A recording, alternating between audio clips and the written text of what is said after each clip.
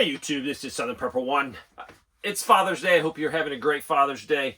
I wasn't going to do a video of the news, but I'm going to just because things are changing very rapidly. I'm not the one to try to scare you, but you should be scared. You should be scared and you should be preparing because our leadership in Washington and in NATO is not doing the right thing. Let me start off by saying the Polish president in a gathering with other world leaders, and really they're there to talk peace, but Russia wasn't even there at the table. So it's hard to talk peace when you don't have all the participants in the conflict. To me, it's more like they were beating their war drums. But the Polish president said that Russia needs to be broken up. Unbelievable. So they threatened the country of Russia, and one of the pillars of their nuclear program, their nukes, is that if the country is going to cease to exist, they are authorized to use nukes. So it really just goes against the peace. NATO has said similar things. The U.S. has said similar things. They wanted to break up Russia into smaller sections. When Poland or anywhere in Europe gets hit with a nuclear weapon, it's really their fault. Some of you will say, Dave, why are you signing with the Russians? I'm signing with the Russians because I went back and I studied all of the broken promises that we made with Russia at the end of the Cold War.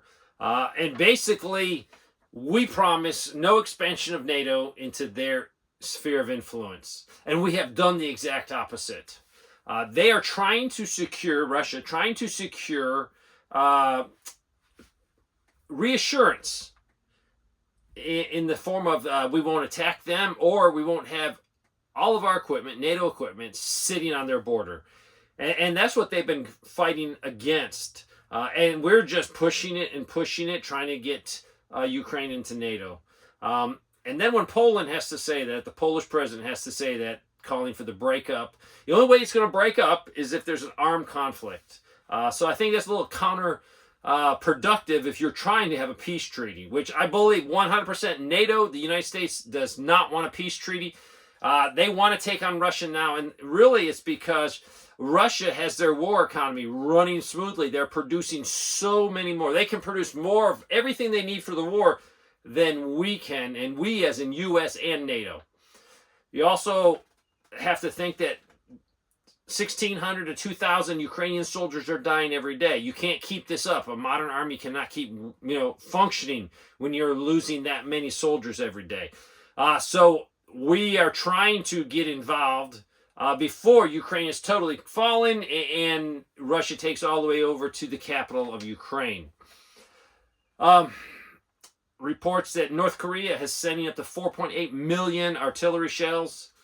That's insanity. That looks like there's going to be a really big push. Russia has hundreds of thousands of extra troops sitting, not involved in this war effort, but they're ready to go. So we could have a huge summer offensive. And I think NATO is afraid of that. Also seeing that the Russian troops, Russian trainers are training the Chinese. You have to think that the Russians have been involved with way over a year, and they're refining their war fighting ability. They're finding out what procedures, what techniques that works, what does not work. We are not doing that. We're on the sideline. Yes, we're gathering a lot of stuff and a lot of information how this is being fought. But Russia is sharing this with the Chinese. And this is important because I truly believe if NATO attacks Russia, I believe China will immediately attack Taiwan because the U.S. will have our hands full. And with the two-front war, Russia and China, this is the advantage to them. If one of them is fighting NATO, but if two of them are fighting NATO and the U.S. Are really in trouble. Then you got to throw in North Korea. Going against South Korea, will be tied up on that border. So it's not looking looking good. So I hope you're preparing. I keep preaching this to you, but no, you have to make every effort, because let's hypothetically say some tactical nukes go off. Russia hits some troop concentrations in Ukraine. What is that going to do to your ability to go out there and buy stuff? I believe the masses will panic, and they will go out there and they'll flood the market, looking for any survival item, any food item, any water, gasoline. This stuff is going to be very hard to find. Let's throw in the ability of Russia or China to bring the grid down, the electrical grid down. As soon as the electrical grid goes down, you're not going to be ordering supplies to get sent to your house, because UPS ain't going to be running. They're not going to be doing the transactions. So whatever is local is going to be immediately just scarfed up by your local population. And there's not enough to go around. The supermarket will be empty in 24 hours. But remember, they might not be able to do the commerce. If the computers are down, what is going to happen? This morning I was milking the cow, and I was just thinking, I milk one cow twice a day. If there's a herd with hundreds and hundreds of cows and their equipment goes down, massive problems. First of all, many cows are going to perish, die from being not being able to be milked. If a cow that's producing a ton of milk every day doesn't get milked, you're going to have serious health issues for the cow, and ultimately could die. So how many cows will perish from a situation with no electricity running to the equipment? Yeah, some big, huge corporate farms might have emergency generators, but eventually the diesel fuel that feeds those is going to go down. And a lot of smaller farms don't have that capability. So just the one aspect of milking a cow that I do daily is going to cause a lot of problems. Throw in no truckers delivering food. Your time to prepare is now. I'm not saying go crazy, panic, go out there and max out your credit card. No, you have to decide what you want to do on an individual basis. But for me, I'm prepping as hard as I can.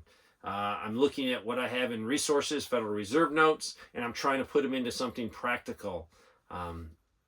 You still have to prepare long-term for your retirement or for emergency, so don't go crazy.